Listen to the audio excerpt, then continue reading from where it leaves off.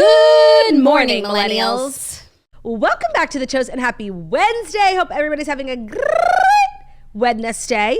It's Wednesday. It's hump day. Don't forget to hump someone you love. Speaking of someone I love, find me somebody to love. Find me Jacqueline Foley. Hey, Jax, how you doing?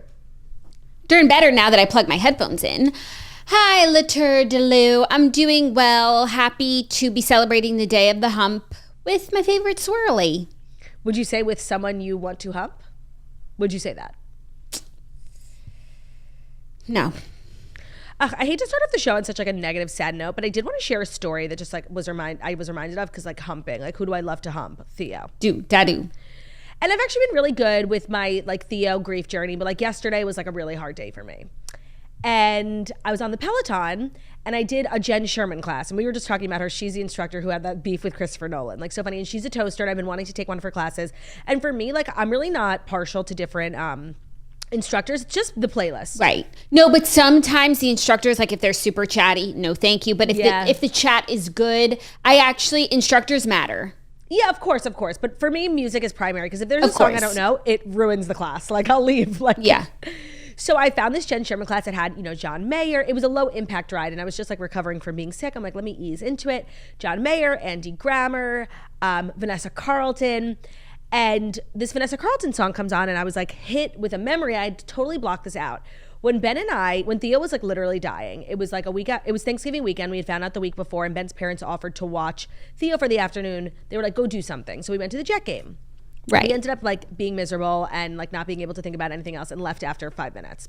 But on the way there, like in the car ride, it was just like dead silent, and we were like miserable looking at each other, and Ben wanted to put on the radio, and I'm like, please do not put on music. I feel like it's going to make me cry. He's like, no, we'll put on like something good.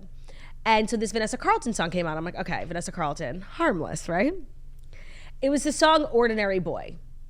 Now, if you listen to the song Ordinary Boy through the lens of someone whose dog is dying, like you will seriously kill yourself. No, like, even just the title. Anything with boy. Just a boy, just an ordinary boy, but he was looking to the sky and like Jackie. So I totally forgot that like the song made me cry in the car, and like I turned it off, and I haven't heard that song since then. And it came on in the Peloton. I'm literally in the gym, like it's like a full gym, like with people in it, like sobbing on the bike, like so cliche, like exercising and crying. But oh my God, it just hit me. And then like my whole day was ruined. I couldn't stop thinking about Theo the whole day. Dude, well, it's good to get the grief out. And it's also good when you have days where you're able to push past it. But sometimes you just have to let it wash over you, because if you suppress it too much, it'll come out in weird ways at weird times. No, of course. But like I'm also low-key annoyed like that song is ruined for me. That's such a good song. If it makes you feel better, I haven't heard that song in so long. It's giving like, what's that effect? Mandela effect, where where it's just showing up. Keep showing up. But for me, I get That's not the Mandela effect, but yes. I get through life without ever hearing that song. I know, but now I'm going to have to actively avoid it. Yeah. At least for the time being. Okay. One day you'll be able to listen to that song and smile. Well, and I wanted to do the class again. And it will remind you of Theo in a positive way. Yeah. And you'll be glad to be reminded of the do. Yeah. So that's what I've been dealing with. How are you?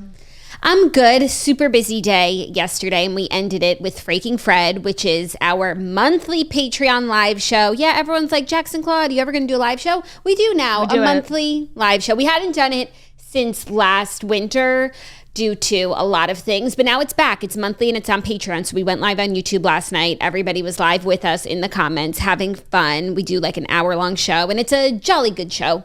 It's a jolly good show, and it's very different from the Toast. Like we have different segments, different games. Like it's really fun. It's giving like Watch What Happens Live energy. It's just like chaotic. Yeah. And I loved it. I had so much fun. And you can also like you tune in live at 8 p.m.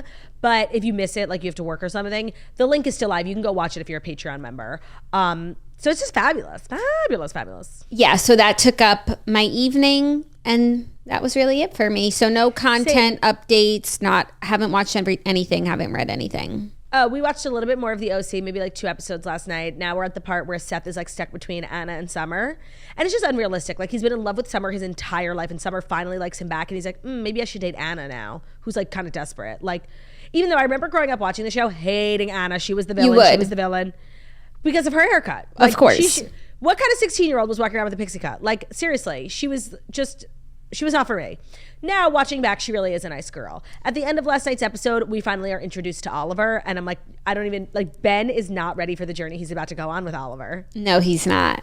One of the worst characters in TV history. He's like the Juliet of Gossip Girl. He's the Juliet of the OC. He's worse.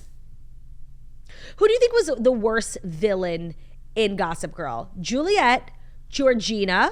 Georgina wasn't bad. But Juliet, Georgina, or Ivy. I think Georgina is the most iconic villain of Gossip Girl. No, who bothered you, like, make your skin crawl? Oh, Georgina didn't make my skin crawl. Oliver doesn't make my skin crawl. He's like a great villain.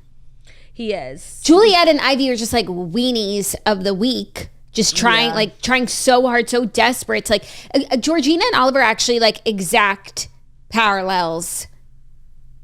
They're already in that world. Like they're not pretending to like, and they're just like disturbed people. Yeah. That's so true. Actually, great parallel. Yeah. But actually, the creator of Gossip Girl is the creator of the OC, this guy, Josh Schwartz. And you can tell like when you watch a show back to back, like how the same person made this show. Like there's a lot of the same formats and structures, but just like East Coast and West Coast. Yeah. Like I think they use like a lot of the real places around the OC, like the South Coast Plaza. Like these are real places. Same with Gossip Girl. Like they would go to the Empire Hotel. Like that's a real place. Right. I like that. Yeah, I like it too. It's a great show. I'm glad you guys are enjoying it. I want to know Ben's thoughts on Oliver when Oliver does Oliver things. When Oliver does the thing that he does. The things. Yeah, but mostly like the one thing. What's the one thing? Pew, pew, pew. Oh my God, yeah. Yeah, like crazy. Crazy. That's Marissa, though. Oh, so that's great judge of character. That's in my future, and I'm looking forward to it. That's really fun. Why does today feel like a Friday? Riddle me that. I'll tell you why.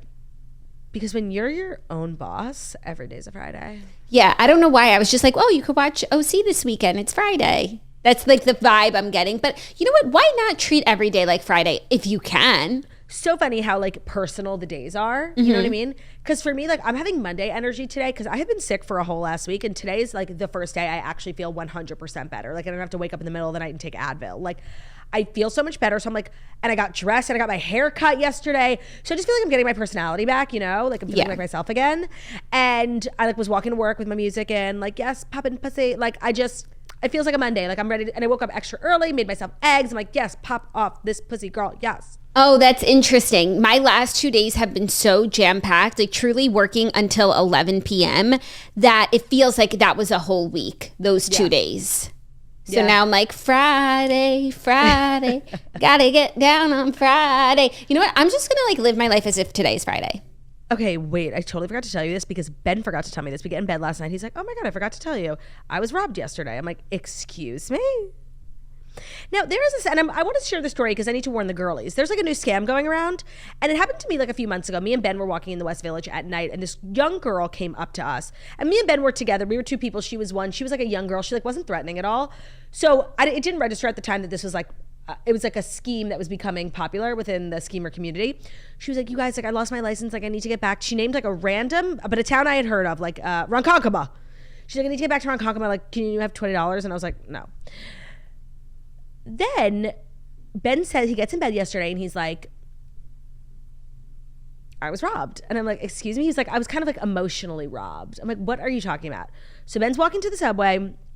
He's almost at the subway and he's passing a bank. And as he passes a bank, this guy, and this is like a bigger guy, just Ben alone, comes up to him and like is very, very close to him. Ben said his chest was like touching his shoulder and was like, oh, I lost my license. I need to get back to Tom's River, which is a real city in New Jersey. He's like, my wife's waiting for me. Like, look, I'll show you a picture. Like, I need some money. And he like wouldn't let Ben walk. And he was like, I just need the money. And like Ben was cornered and Ben was like kind of freaking out.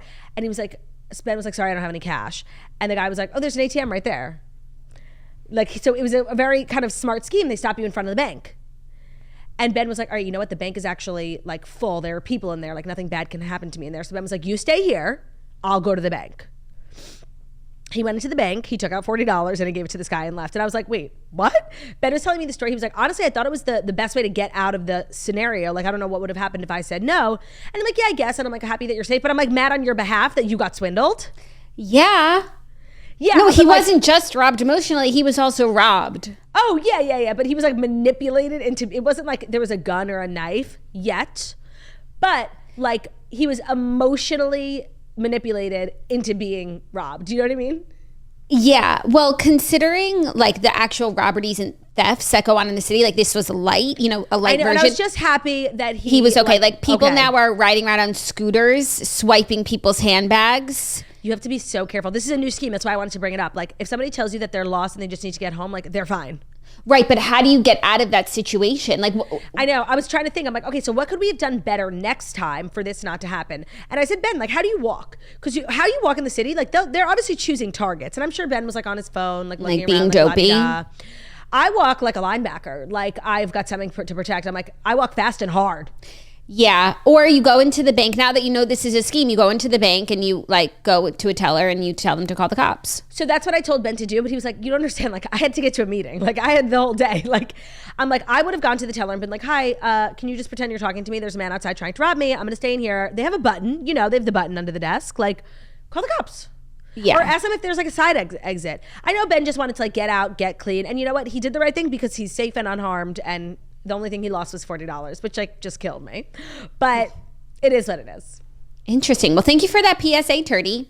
Yeah, if somebody comes up to you in the street, because it happened to me, and the girl looked pretty innocent, and I actually felt bad for a second. I was like, wait, if she's really lost and she needs to get back to Ronkonkoma, like I can give her $20. But she just looked like there was a little something shady about her.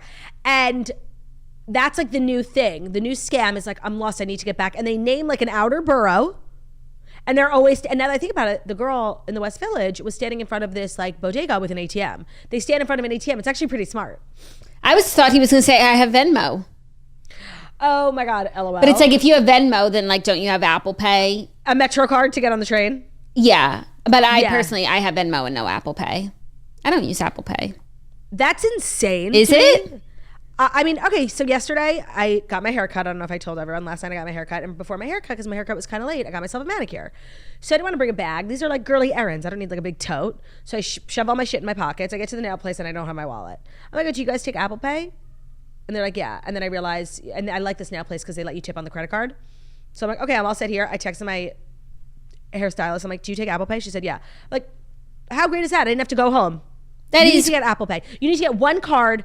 Especially, I mean, you don't live in New York, and like in New York, when you get in a taxi, you can pay with Apple Pay, and instead of like going through your bag looking for a $5 bill or a credit card to like swipe and sit there like an asshole, like it's really kind of, I can't believe you don't use Apple Pay. I was just talking about this on the Patreon episode with Olivia about Disney, which I need to listen to. I'm saving it for my flight tomorrow. Because I was saying how she just like understood the Disney app, and like we were paying for merch through the app, like lickety split. She taught me how. And then of course the two stores where I'm buying the merch's store isn't on the app. And they're like, do you have Apple Pay? And I'm like, no. And I'm the only fool like with a physical credit card at Disney, like rummaging through my bag looking for my credit card. You're giving tradwife, like you're giving old school. Turdy, you know how the way to my heart is to say that. You have to have one credit card on your phone. I know Ballerina Farm doesn't have Apple Pay, so I don't have Apple Pay. I don't know. She's like extremely tech savvy with her 10 million followers. She is. Okay. Maybe I'll do just it then. one. It's also really good in case of an emergency. No, I will. Also, I'm going through something right now where what are you going through? I got a new phone. How thrilling. It took me about a week and a half to find the time to set it up. It is an hours long journey. I start to set it up. I'm moving everything over, and then I move over my cell phone number, and they say, can't complete, call Verizon. Well, you just put in the SIM card. There's no SIM card. It's like a metaphysical SIM card. Come again? Like I don't have a SIM card. Every phone does. You just no. It's a digital SIM. Like you just have to like confirm on both phones, which I did. Okay. Denied. Access denied. They said like try the SIM to call Verizon. No, I didn't try the SIM. So then I'm like between two phones now. I'm still using my old phone. Because the new phone doesn't have my phone number. I could do everything on my new phone with Wi-Fi, but I don't have cell service. Now, do me a favor after the toast. Try switching SIM cards and tell me if it works, okay? How do you get your SIM card out of your phone? Safety pin. You just pin it in, and then you flip the cards, the old one to the new one, and the new one to the old one. Okay, where's the new my one? SIM Probably card? doesn't have a SIM card. It's on the side of your phone. Like, take your case off. Okay, I'm taking my case off. Take your high contrast baby. I know, and now that like Charlie's getting older, I don't need this case anymore. It's a beautiful thing. I have like a really nice Pliny one waiting for me. Do you see like the little hole? Yeah. You stick a safety pin in it. I have never done that before in my life. I've never physically changed my SIM card. That's insane. That's literally how you get a new phone. Like, what are you talking about? Like, no, it like transfers my number. Trad wife, what are you calling Verizon? Be like, hey, I got a new phone. I never had to call. This was the first time that things went awry. And I feel like it's because I waited too long to set up my new phone. No. Because when I order my new phone, I order it for my phone number. Like, they know. They just know. They know, of course. And that's why, like, the SIM card makes it so easy. Like, you just switch it. I'm just letting, I've never done it. I kind of want you to, like, do it right now on the podcast, like, just so I can prove my point. I mean, if Zach would bring up my new phone, it's been charging. And a safety pin. Okay, that's going to be a little harder. Or you could use your earring. I don't have one in. It's what I love about these headphones. What I love about these headphones is I don't have to wear earrings. And I actually put on earrings for Disney because I wanted to, like, you know, enhance my face and be cute. And like, I find earrings so painful and like annoying, and I'm so aware of them. I can't wait to take them off. That's so funny. I'm like a big earrings girl. I always have been. And I feel like maybe I talked about this on the Patreon. I think I used to wear like big earrings all the time when I was really insecure about my weight, because you felt like it would like distract and like dazzle up. And now that I've like toned back on so much, I wear like so much less makeup, and I actually don't really wear big earrings anymore. Also, like, I invested in one really nice pair of diamond stud earrings, and I keep them in 24/7. So like, I used to wear my diamond studs all the time, but now with these headphones, and also when I wear headphones and I'm wearing an earring, it like digs into me. No, you need surgery after. So I just decided I'm taking out my earrings for the sake of my work. But when you want to dress up an outfit, I put on an earring, and I just hate it. Like, I wish I never got my ears parsed. How about that? Why don't you seal them up? I did, and then I got them parsed again on the Breath live, remember? A live parsing with Allison Liu. Yeah, so why did you reparse? Because I was going to a wedding, your friend Margot's wedding, and my outfit really needed earrings, and I was like trying to like re-pierce it.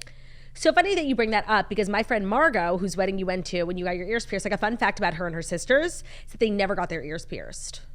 Excuse me, parsed. Oh my gosh, you're like me and Niku. Yeah. It's not for me. Also, my ear piercings are lopsided. Oh. From where we got our ears parsed back in the day. And then when Allison Liu pierced my ears live on the Breath, I asked her to go over my same holes, like to reinforce the lopsidedness. Oh, that was smart of you. Was it? I should have gotten new. Duh. Because I didn't really realize till after. Like, I forgot, because I got them pierced so long ago, I forgot that they were lopsided. And then when they were rear pierced, I'm like, oh, they're lopsided. Cool. Thanks. Cool. I'm wearing this enormous jacket. If you're watching on the video, you can probably see, like, that makes me look like a linebacker. It's 500 degrees. You really want to be a linebacker today. I mean, I'm literally a sports analyst. Okay, by the way, you sent me this clip, and then a lot of other people sent me this clip. Of that guy fucking going in on Brock Purdy? So there was a segment on ESPN, I want to say. Yeah, First Take. Right. First Take. The guy who went off is named...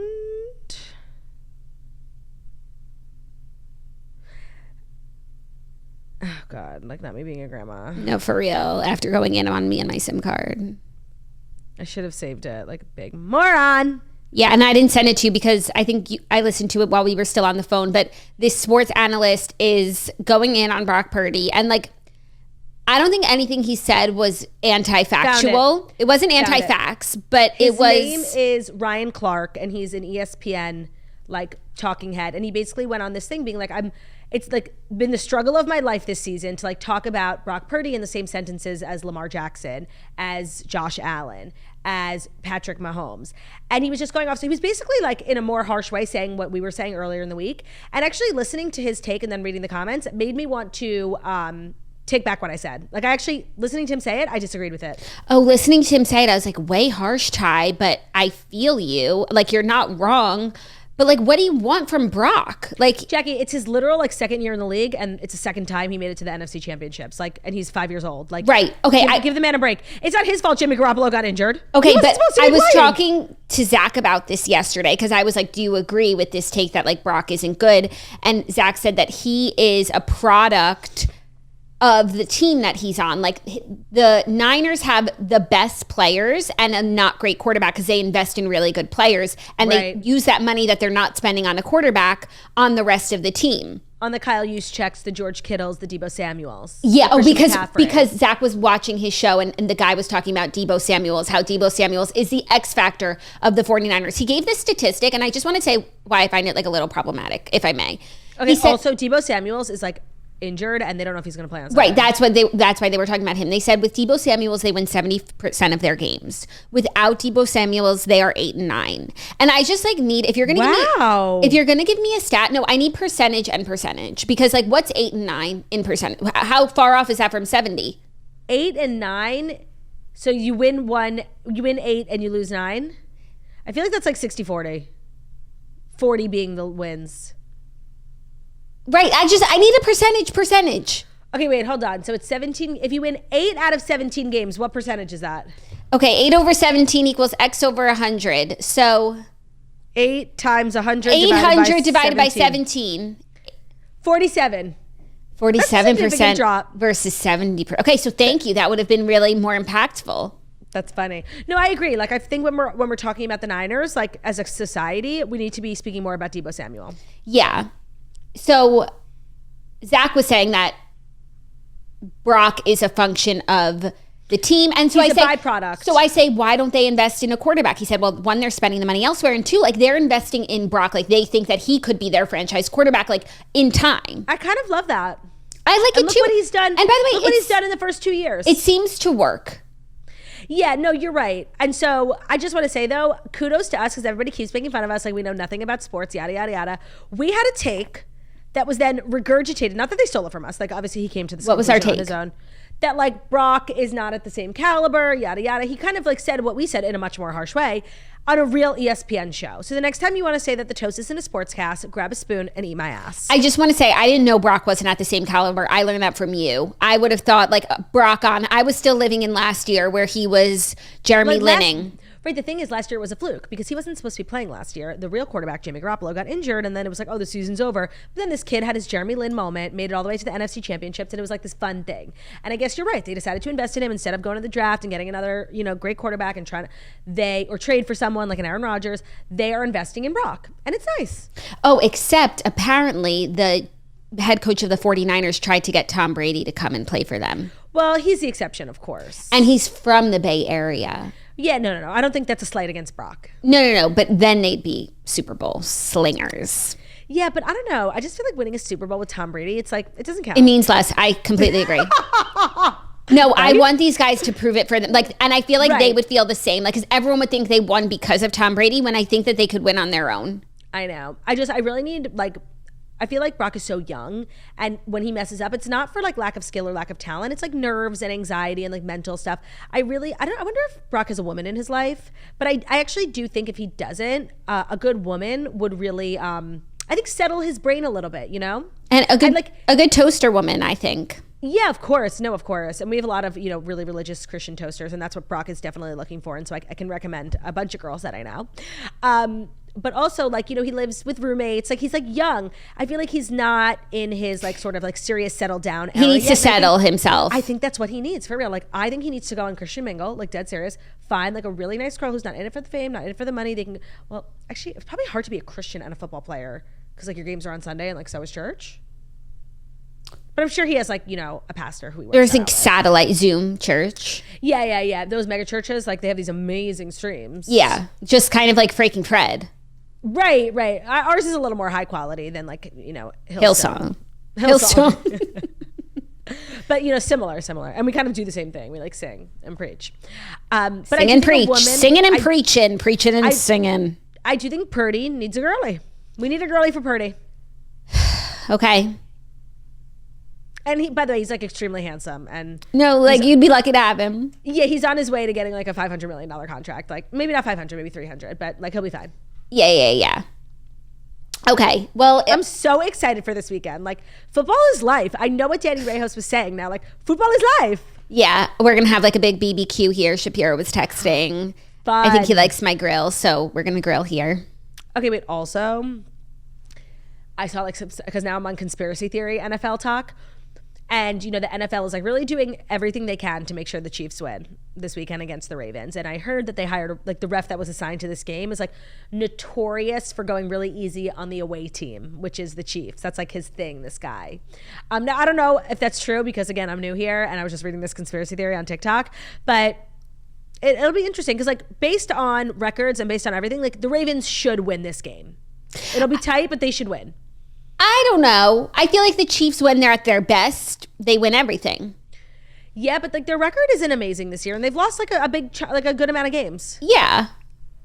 Okay, let's get into the stories because we do have some like football adjacent stuff, and we have Dear Toasters because it's Wednesday. True. So without further ado, here are the Fast 5 stories that you need to know.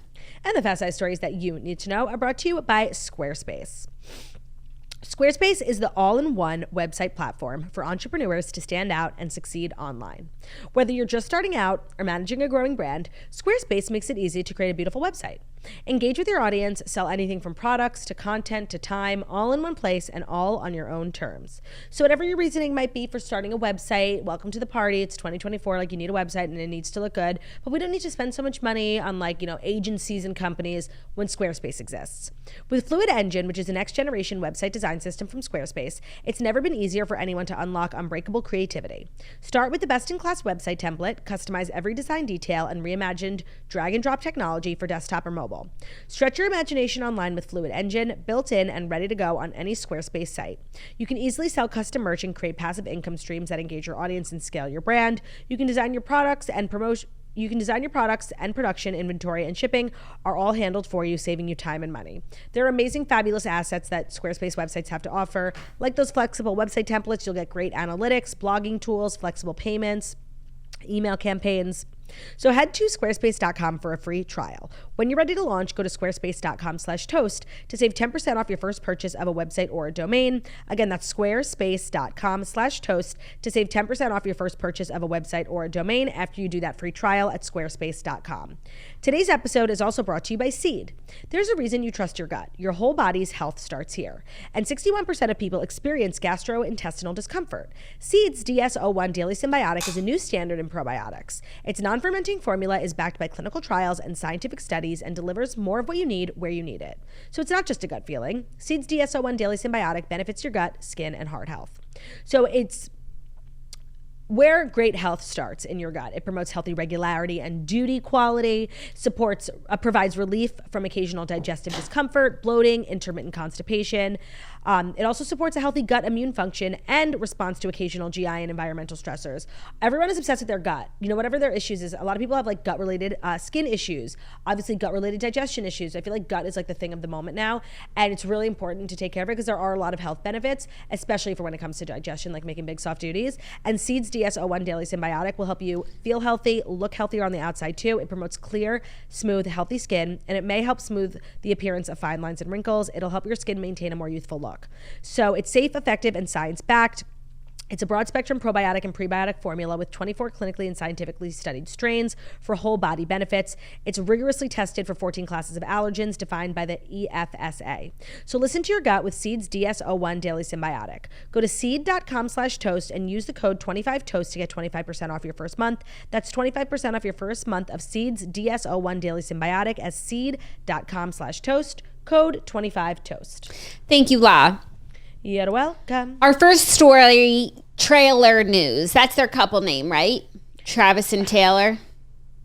Trailer does sound like a mobile home. Yeah. Not that there's anything wrong with that, but I don't know if it's not like the most romantic couple name. I've heard Tavis. Tavis, both really not giving romance. Okay, let's think about Swift and Kelce. Swelsey, Kift. Not great. It's not great. Taylor and Travis. Anyways, New Heights dropped and... Oh, I meant to watch it this morning. I forgot. Jason and Trav are talking about the big game. What's so crazy is that not only are the biggest stars in the world having a romance on the biggest stage in the world, but that there's also a podcast component where he does a podcast every week and like talks about these things. No, he's like, we're getting the Taylor love story in first person. In real time. It's really crazy. And honestly, I love it. I think it's so great for the podcasting medium. I think it so legitimizes us. I love that like they blew up. And what they decided to do with their, fame and time was start a podcast. Like, I love it. No, but it's also wild that he talks about his relationship. Well, of course. And it's wild that, like, she lets him. And I think for a lot of people, it makes them think about her previous relationship and how private it was and how that maybe wasn't her choice.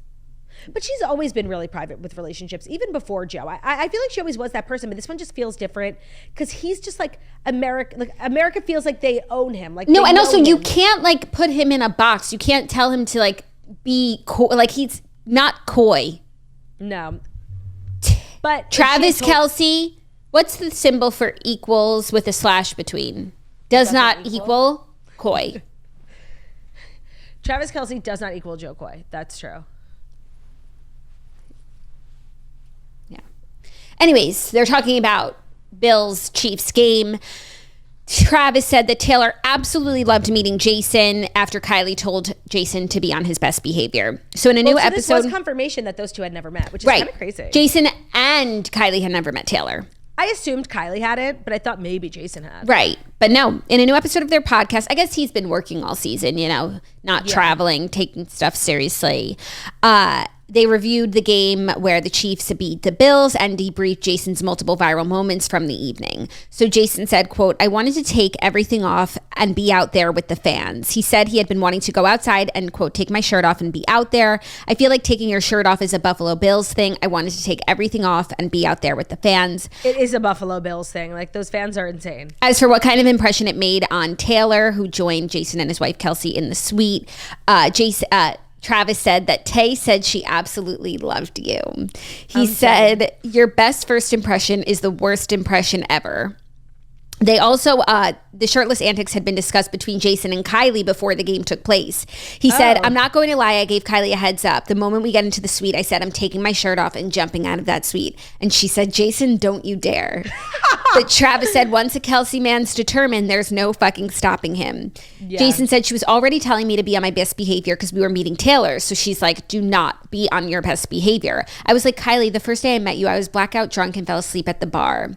And then he said, this is part of the charm. This is part of the Jason Kelce charm. I want to make my best first impression. And then Travis also said that he wanted to see more Kylie content from the game. He said there was not enough cameras on the suite where you can see Kylie. I wanted to see her reaction to all of that so bad. No, it's true. Like, I needed like a full 360 camera. Everyone kept moving around. Like, that's the thing about a suite. It's like your seat is not really your seat. You get up, you get a drink, you get a snack, someone takes your seat, you take another one. Like, it's low-key annoying because even though everyone complains like, oh, they only showed Taylor so many times, like, it wasn't enough. Yeah, and I think Kylie was wanting to be low-key, so we didn't get all the reactions. She stayed in the back. But Jason said I don't think she was happy about it, to be honest with you. But I think for Kylie, that's just a day in the life of Mrs. Kelce. I agree. Like, I don't think she's actually mad. She married a football player. Like, that's what they do. No, and it's also always the wife. Everyone else, like, thinks the husband's behavior is, like, so funny. La ha ha ha. It's always the wife who's going to be like, oh, my gosh, my husband. You just said a mouthful there, sister. That's true. Everyone's like, oh, how charming is he? And the wife is like, can we go home now? I'm going to kill you. No, it's, like, not charming when you do it every single day, you know? Yeah. When it's your reality. It's, like, a once-in-a-fun-time thing. No, it's also like low-key funny. Now we're like pulling the veil back. Like, I saw that moment and I thought to myself, oh, how funny. He just got like caught up in the moment. So much energy, so proud of his brother. He's in Buffalo. It's like so many high stakes. Taylor's here. Now knowing like he planned on doing it and like it wasn't this sporadic thing. It's like, oh no, I know why Kylie thinks he's annoying. Like, yeah. He thought this out, Loserville. Like, not that he thought. I think he's a very genuine person, but it's like, of course, when this sort of thing happens in her life every single day, it's always the wife who's trying to rein in her husband. You know, everyone else can enjoy it. I'm sure Ben does things where it's like everyone's like, Ben's so funny, and you're like, can you stop? No, actually, but like Ben is funny, but he's not like the funny one in the relationship. Like if you were to say like, oh, they would say like Claudia, no? No, even like Zach, when he like tells all these jokes, like everyone's like, ha, this is so funny. And I'm like, oh, by the way, you stop? You're a better example because your husband like makes so many jokes. Yeah. And for everyone, it's like, it's so fun, jokes all the time. And but for you've me, heard this joke 1,000 times. No, for me, it's like, it's so not fun, jokes all the time. Jackie, there's literally an episode of Friends like that. Yeah. They meet this. Let me tell you, please.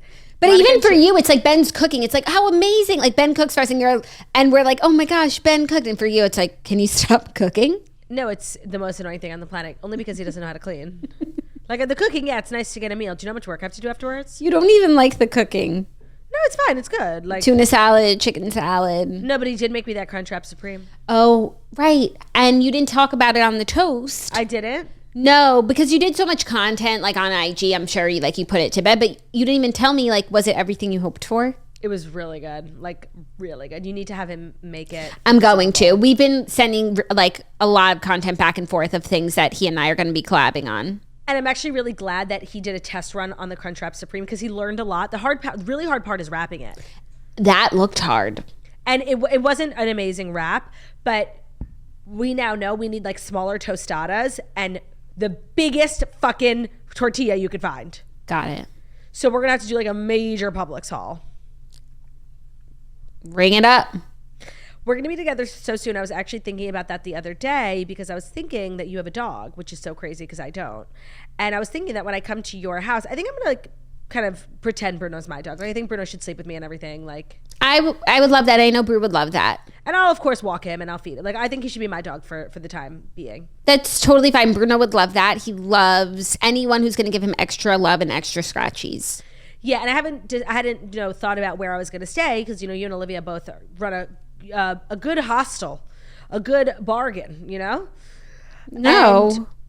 Why? It's free for me and I get treated like a queen. Oh, okay. Understood. And there's just so many good options. Now, it's, of course, easier to stay with you because the studio's right there and we podcast together. But, like, okay, I could take the 5-minute walk and, take a golf cart. And stay at Liv's. And I'm not going to lie, like, Olivia does have better snacks than you. She does. I'm just going to say that.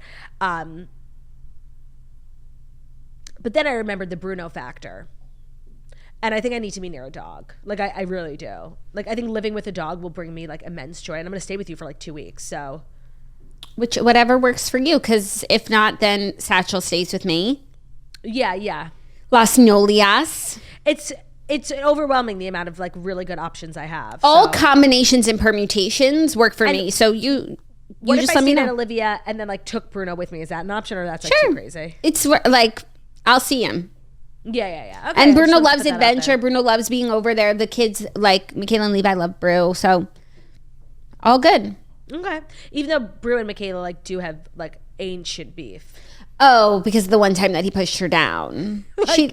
Michaela was, 1.5? She was, like, newly walking. And Olivia and her family, like, walked into the house. We were already there. We were so excited. We ran to the door to give them all hugs.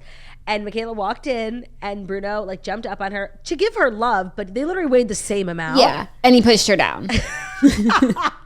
It was low-key so funny. No, Bruno loves testing, like, new child walkers. Like, really, how good is your balance?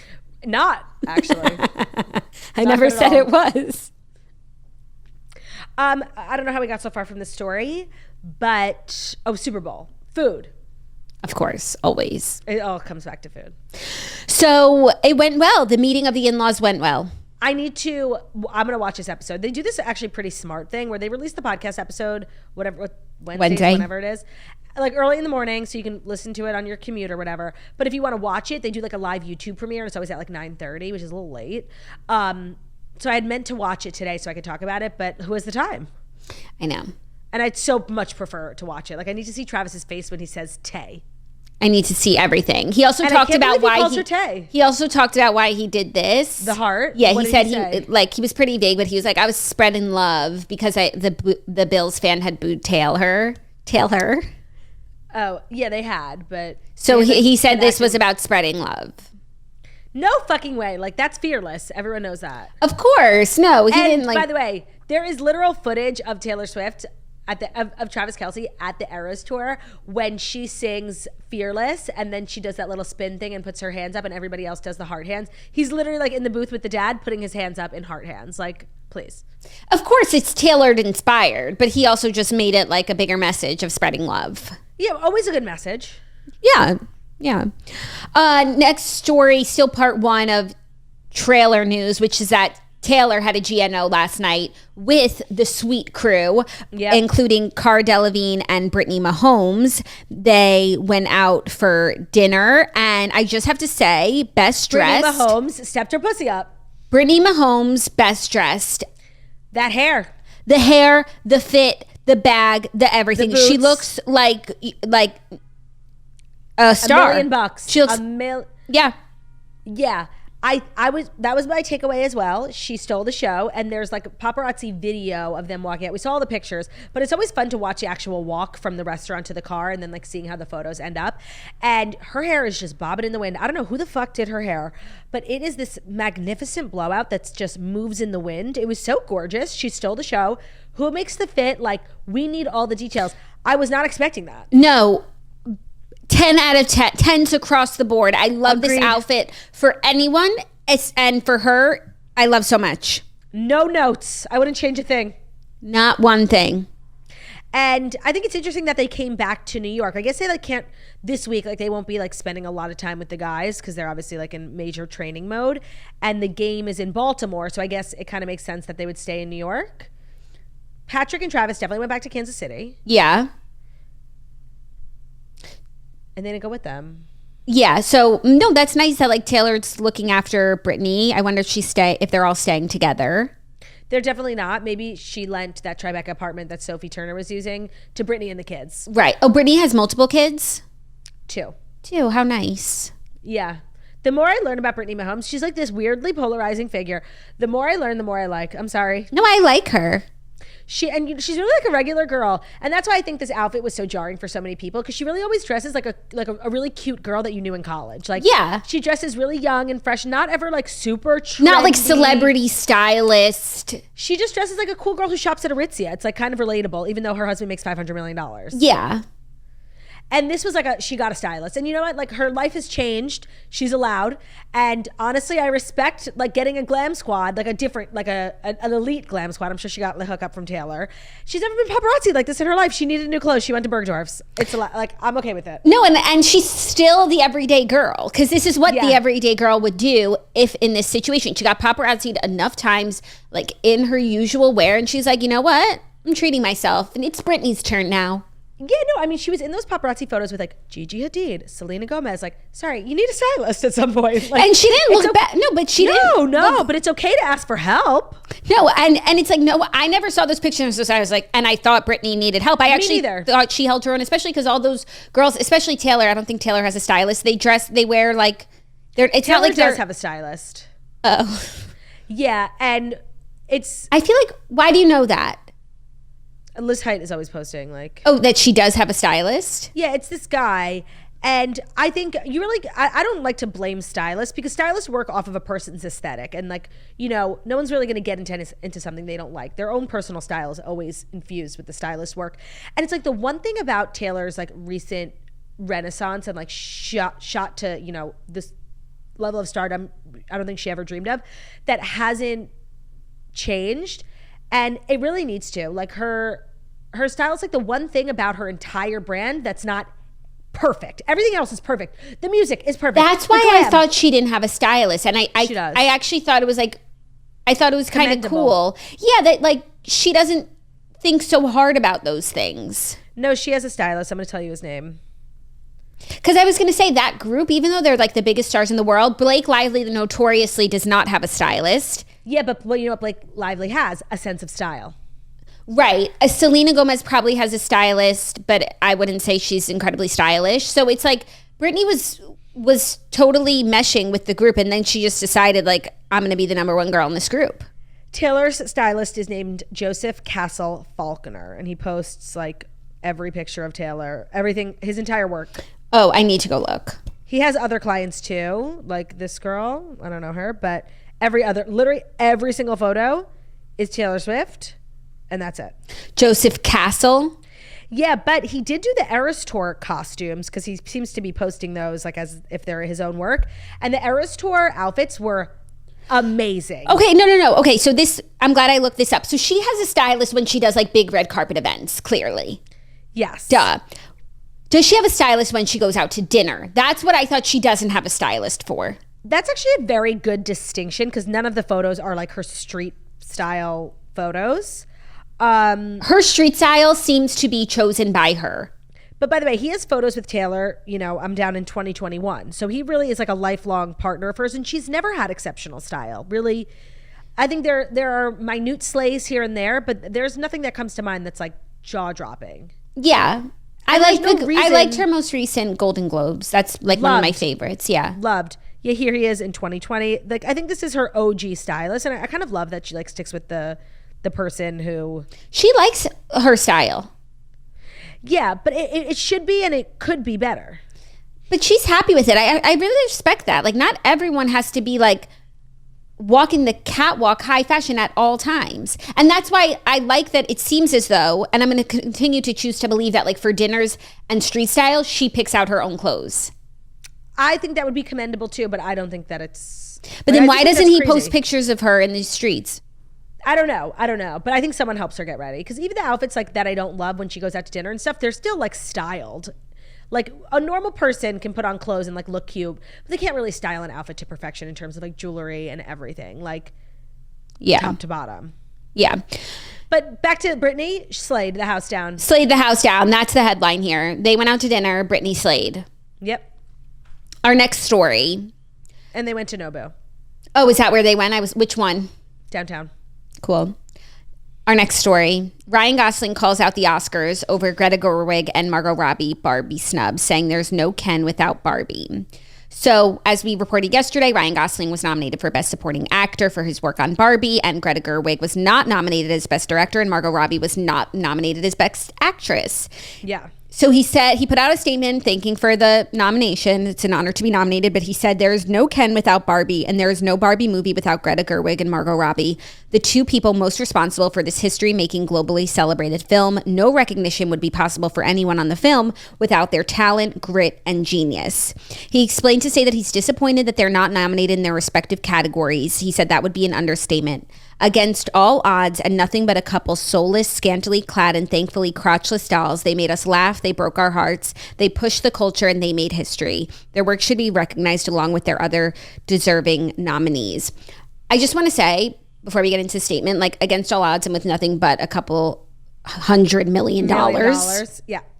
Just like, let's just clear that up. Simu Liu also tweeted, like, everyone's being, ally. I saw a tweet that I actually thought was really poignant because Barbie was nominated for Best Picture. And this tweet says, Barbie getting a nomination for Best Picture but not Best Director is weird because, like, no one walked away from that movie thinking that was the best movie of the year. But everyone walked away thinking that was so fun, they should let women direct big budget movies more often. So it's like actually making the case, like, why would Barbie, and sorry, that tweet is from Show Me the Yams. Why would Barbie really ever be Best Picture? Like, it's not.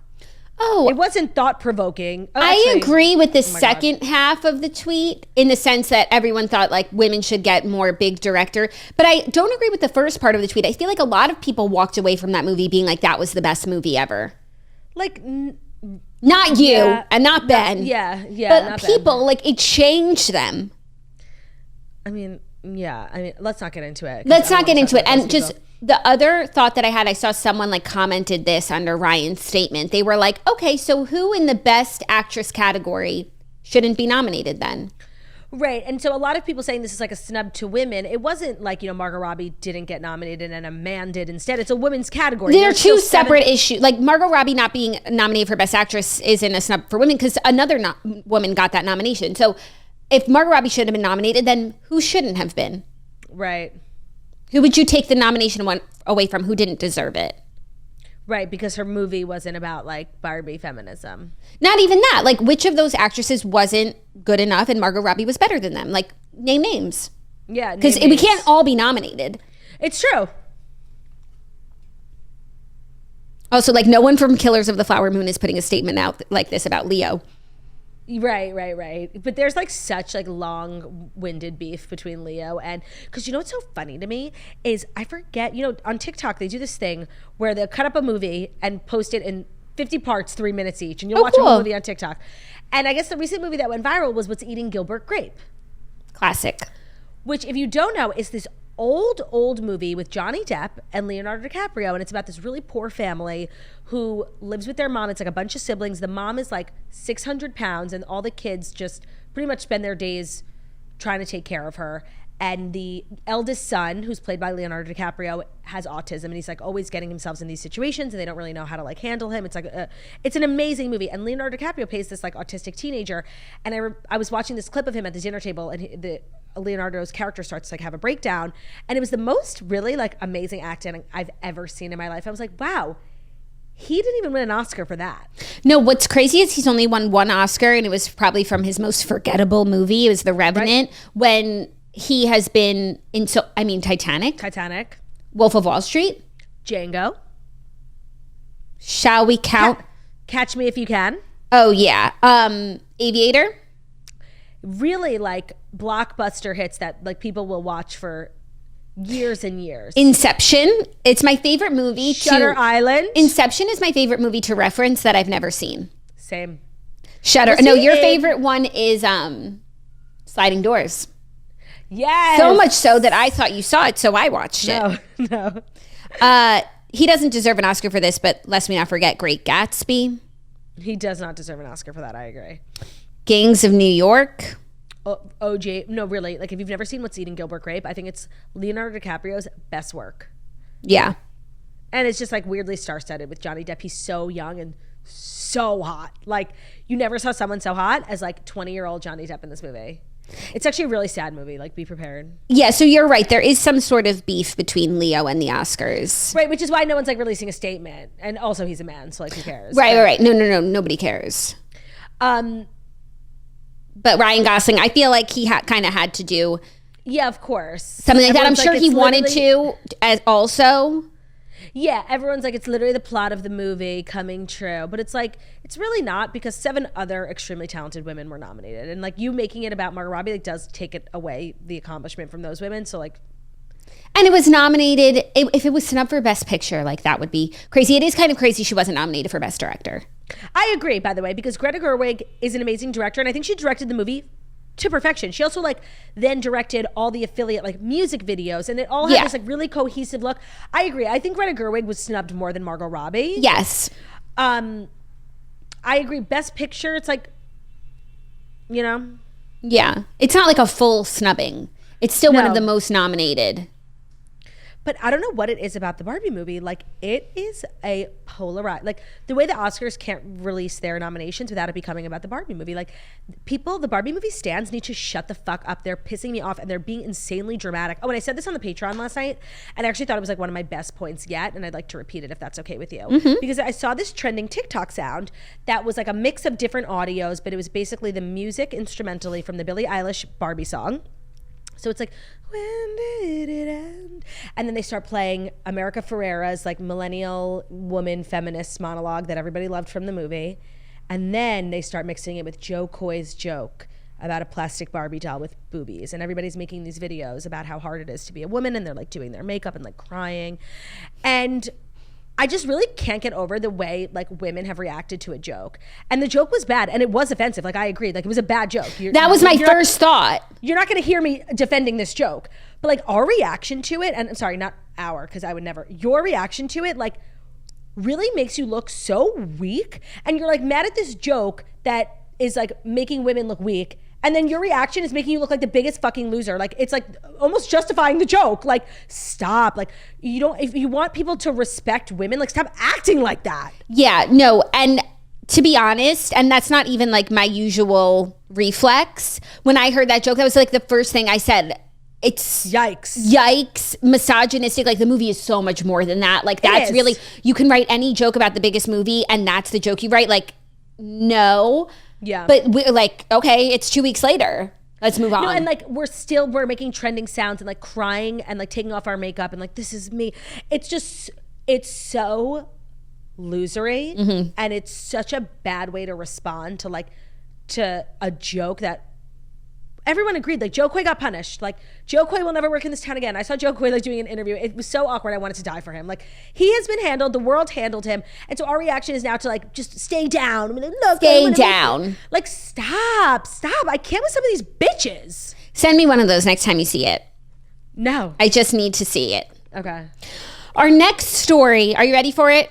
Meghan Markle and Prince Harry stepped out last night. They made a surprise red carpet appearance in Jamaica.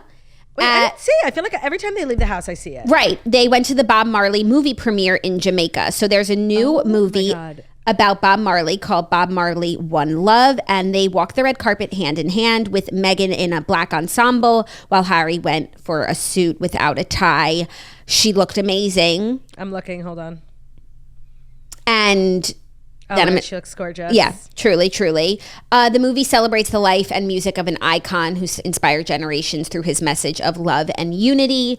Also, Meghan and Prince Harry posed with the CEO of Paramount Pictures and Nickelodeon at the premiere. Oh, they got a big deal coming through. It was giving like that Lion King premiere where they're talking to Bob Iger. I feel like the deal, Disney, I think, ran its course, Spotify and Netflix, and now they're taking their talents to Paramount. Like, it felt exactly like that, because really otherwise, like, what are they doing at a movie premiere across the hemisphere when there's movie premieres in their backyard every day? No, it's true. There's definitely like some big partnership going on. Or Meghan is like really close with, some of the Marley family relatives. Maybe. That's the only thing I can think of. No, I think it's not business related. I think she was there to support her friends. I think they've brought attention to this movie that I previously hadn't heard of. Okay.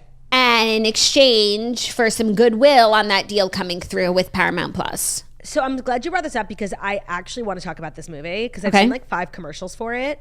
And at first I was like, oh, they're making like a Rocket Man type of movie. It's like the same exact, remember they copy and pasted Rocket Man to Bohemian Rhapsody. And now they're doing it for Bob Marley. I'm like, oh, this will be good. I saw this commercial. I swear to God, it was giving parody. Like, it looks so fake. I can't explain why. Like, community theater vibes. Like, wait, let me look really quick. I was so confused. Like, the accent was almost like patronizing and like cliche. Tell me if you have the same reaction while watching the theater.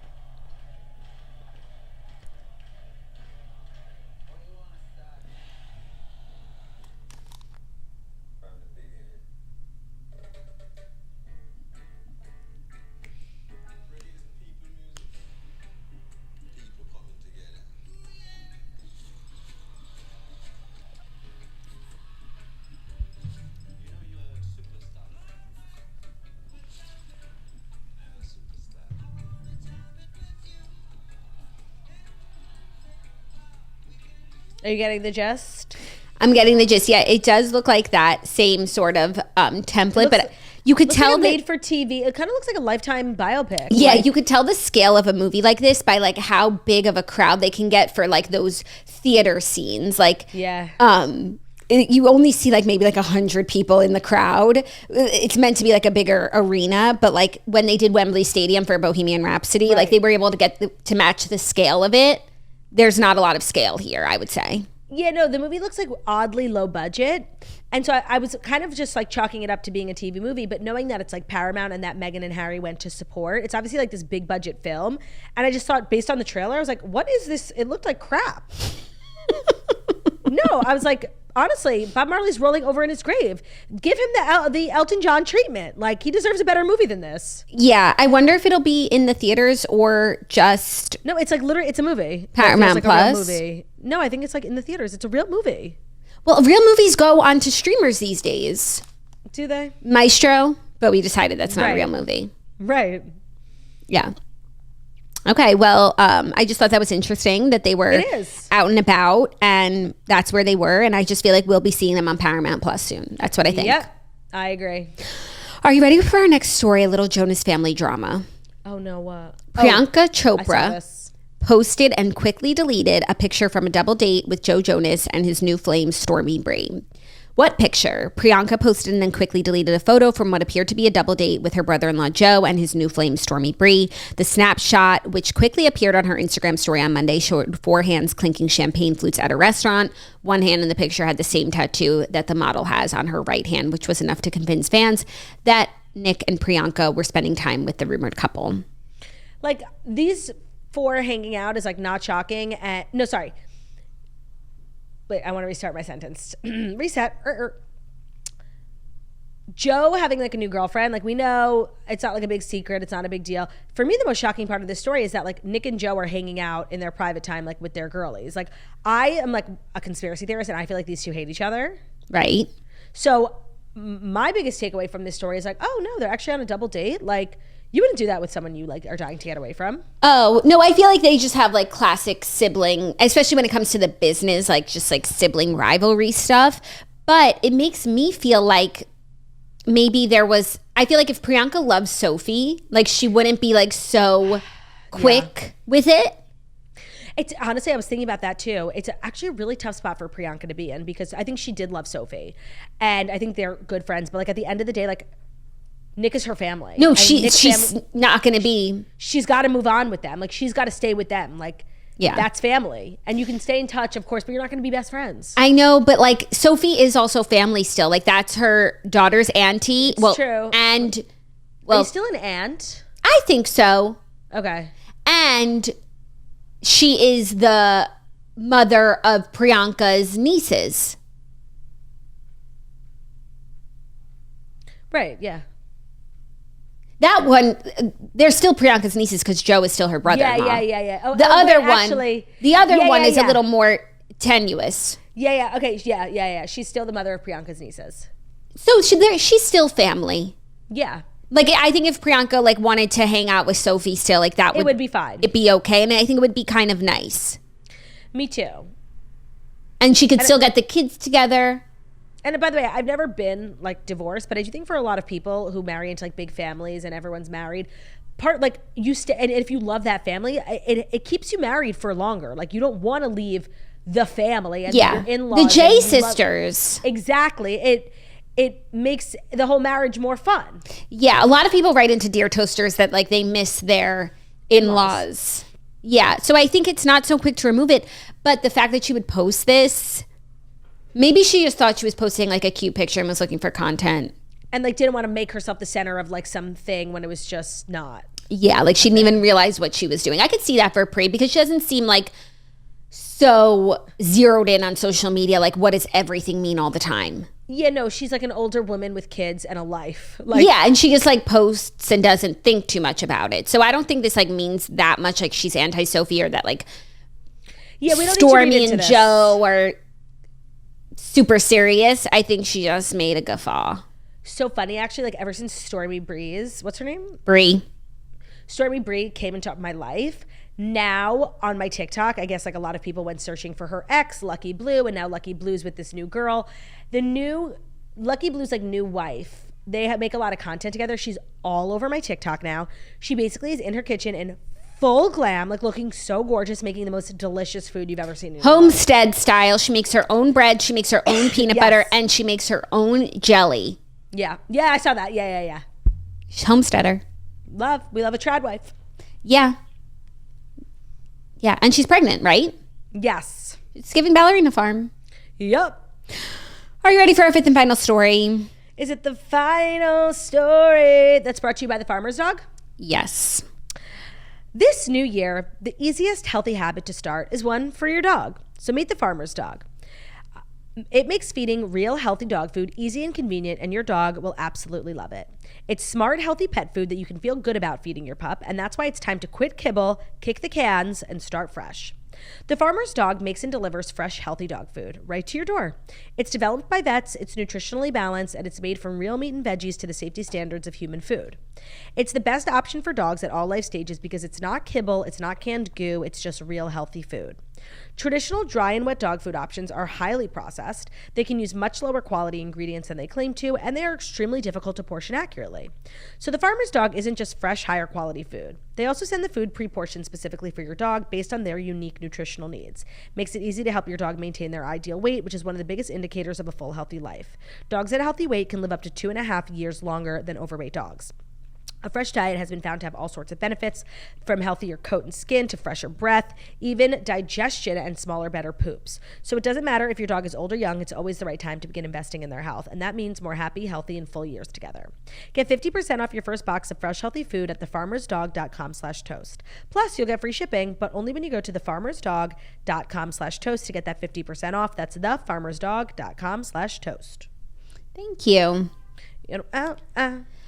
Our fifth and final story, Kathy Hilton and her husband Rick have a once-a-week date at the Cheesecake Factory. I thought you were going to say divorce. Oh, no, that wouldn't be a fifth story. You know it's going to be like some tabloid nonsense. Yeah. Kathy and Rick's go-to date spot is surprisingly low-key. She told Page Six that we go to the Cheesecake Factory once a week. He really likes the chicken fettuccine Alfredo and then also the one that you dip with the sauce. She said all their food is good food, and she likes to order the meatloaf. She said, where else can you get a meatloaf? Ew. Okay, order the worst thing on the menu. Go off, queen. She loves their meatloaf. They go there once a week for the meatloaf. She said she doesn't indulge in any of their famed cheesecakes, but she does enjoy their dessert offerings. Okay, by the way, when she said we like those little things that you dip, she's definitely talking about those avocado wraps, that everybody loves. Oh, is that it? For sure. What else would it be? I haven't been to a Cheesecake Factory in so long. I don't even know what I like. The one by your house is I'm looking if there's one by my house.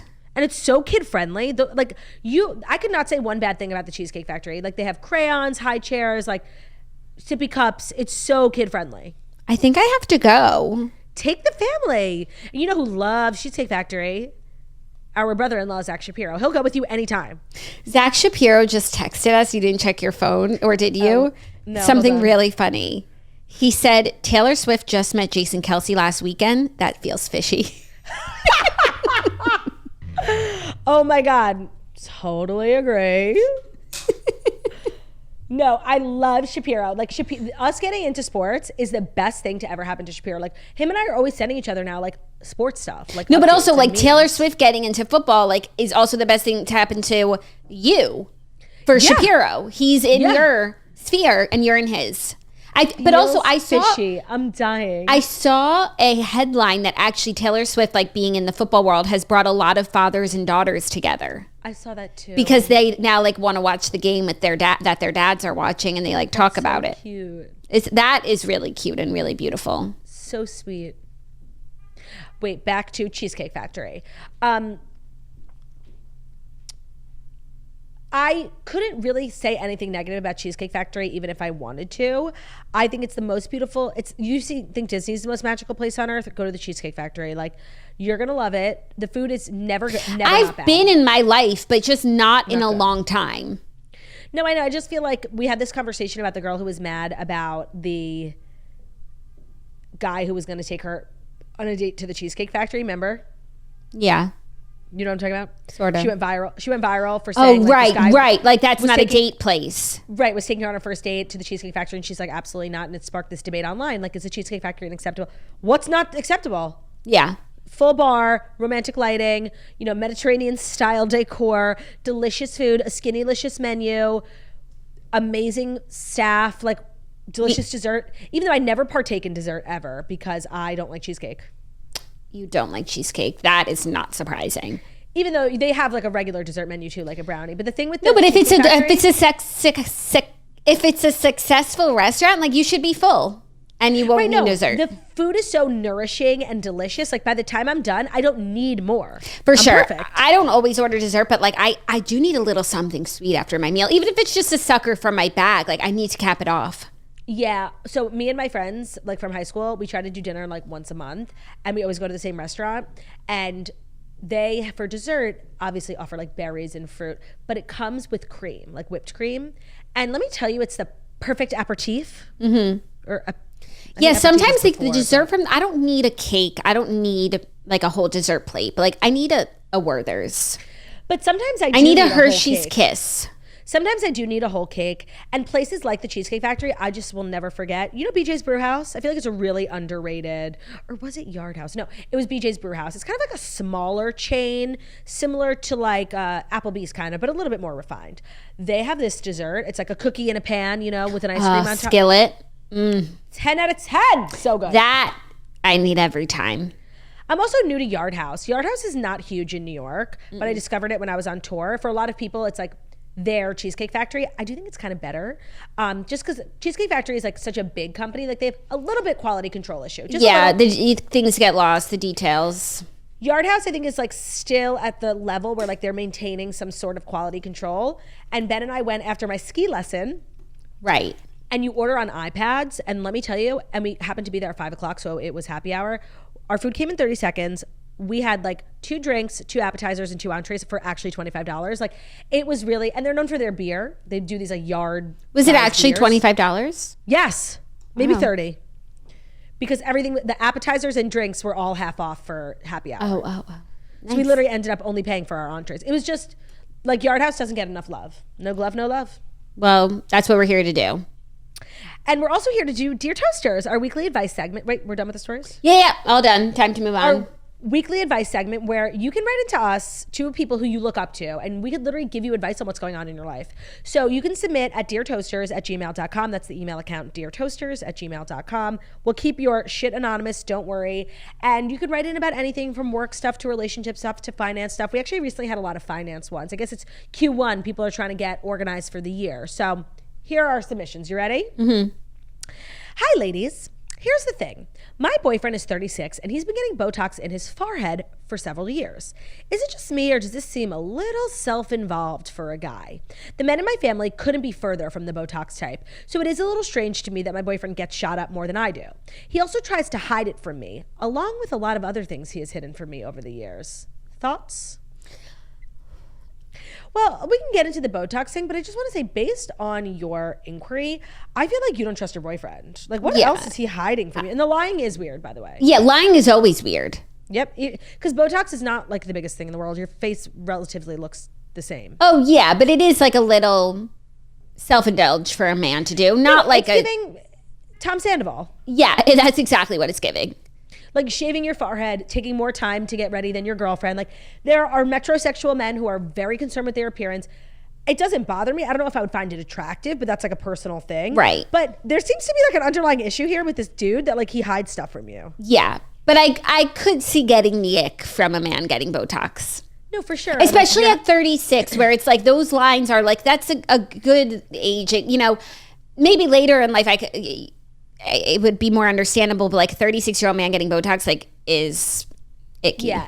And it's so different because like honestly, we live in a world where like the older a man gets, if he's like good looking, like he just gets more and more good looking. Like I really believe that. So what are you doing? Yeah. Like you've been given a gift. And honestly, this makes me, my red flag here is not that he gets Botox, is that he obviously has very poor judgment. Like you've been given a gift and you're taking a dump on it. Yeah. Yeah, I don't like it. I don't like it either. But honestly, break up with your boyfriend. Yeah, cause I'm bored. Okay, next up. I actually really like this one. A little finance. Hey sisters, I'm having a major SOS. I got married a little over a year ago and I've started to realize that my husband's mother watches over every financial move we make.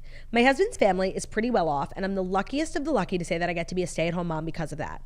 But my mother-in-law apparently has all of our financial information at hand. I'm really starting to have an issue with the lack of, shall I say, privacy.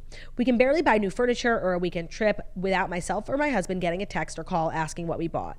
I know I should be grateful for the money that we have, but am I wrong for feeling weird about the fact that she knows everything about my life financially? You're not wrong for like feeling weird. That's a tough spot to be in, but like money comes with strings. This is the price you pay. This is the price you pay. Would you rather have complete privacy and no furniture or a lack of privacy and gorgeous furniture? Yeah, and it's not like she's stopping you from buying these things. She just like wants full transparency and like, and she wants to give you a pit. And because she it's wants you to know that she's watching. Money, like that's what it means.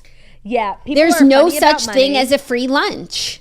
No, and also like marrying into a wealthy family like could go many different ways. This isn't the worst one. Like they're generous, but they're cautious. No, it doesn't even sound like cautious. She's just curious. Yeah, she's like annoying about it, but you still are getting the things that you want and you're living the life that you want and you're a stay-at-home mom. So like that's what it means. I think maybe work on like you can't control her. So maybe control how you are going to react to it. Yeah. So try not to let it bother you. Yeah, if you just like accept it and be like, this is how it's going to be. Does it change what you buy? Like, is she putting like limitations on what you can buy, or you just have to like run them by her? You have to justify it. Yeah, but like, okay, that's your job, you know? Yeah, and I think it's really like the price of gold. Like, yeah, that's the job. That's how you earn the money. Yeah, that's the job. Yeah. Like, you feel uncomfortable, but you know what? How's that new couch? You loving it? Yeah, just take the call from your new couch. There's no such thing as a free couch. So in terms of what you'd have to be giving up for that couch, this isn't the worst thing in the world. I know there are definitely in-laws who do worse things. There's no such thing as a free anything. Yeah. So, because think about it. Is it bothering you so much to the point where you don't want to accept the money anymore? Right. Until you get to that point. It might. And at that point, you do what's best for you and your family. But until that point, like, ride that gravy train. Totally. Send those emojis. Ha ha ha. New couch. Send a pic of you on the couch. Thanks, Gran. Love the couch. It's not the worst thing in the world. No, it's not. And nothing in life is just like perfect and easy. And if this is what's going on, you'll be fine. You'll be fine. This is another third and final submission that's also finance, and I thought it was interesting. Last year, my boyfriend of 5 years gave me his credit card information. And during my solo trip to Europe this year, I used it without his knowledge to book tours and dinners. I should note, he is a millionaire. Okay. Love that for you. It sounds like one of my novels. I later went too far by booking a flight, resulting in his team reporting fraud to the bank. Should I confess or continue without admitting my actions? I'm seeking advice on how to handle the situation. Ooh. The thing is, I'm like all for like running a man for every penny he has. But like this, like low key is stealing. Like he gave you his credit card information out of the goodness of his heart, and like you a year later using it for something that like, you just didn't even run by him. Like it's not cool. No, it's not stealing. Like the question is, should you be honest that, oh, that wasn't fraud, that was me, but it might jeopardize your use of the card, or continue on your merry way. And there's other charges, like his team sees those other things. So like there's an awareness that you're using the card. Is there? Because he gave it to her a year ago. And she used it when he gave it to her, and now a year later used it on her trip. No, but I think, yeah, but just the one thing got flagged. Yeah, the book tour, the tours and the dinners went unnoticed by his team. Yeah. So his team could think like he's going to dinner, but I guess the flight, maybe she flew herself first class.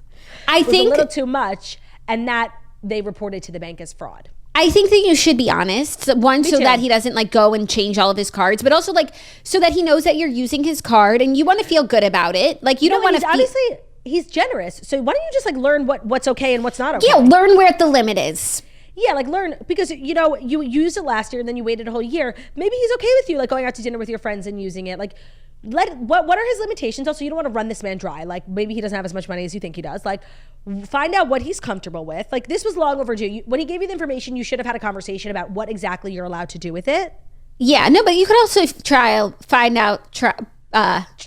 by fire. Yeah, learn on the job.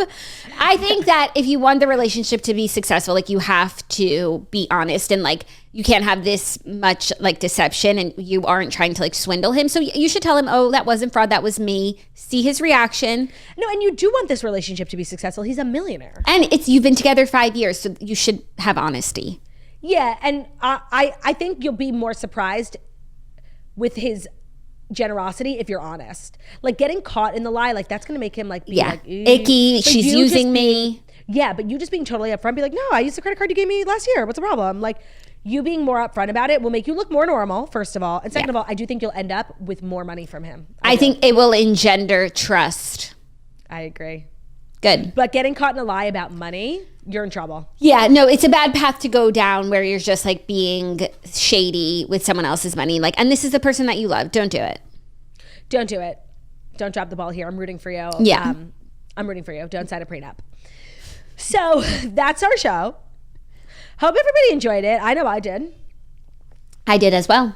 Tomorrow, Jax and I are back. Same old thing. Even though today's Friday. But then for the real Friday of this week, we will be audio only because I'm headed to Fort Worth for the rodeo. Good times. So I will be podcasting from Fort Worth. So Great. Audio only. Just wanted to remind everyone of that. Thank you so much for listening to the Toast Millennial Morning Show, where we deliver the fast 5 stories you need to know every Monday through Friday on YouTube. So if you're watching us on YouTube, please feel free to subscribe and give this video a thumbs up. We're also available as a podcast and where podcasts can be found. So Spotify, iTunes, Stitcher, Public Radio, iRadio, Castbox, all the places where you visit podcast. Leave a 5-star review about a beautiful setting and wickedly talented we are. Love ya. Have a great day. Bye.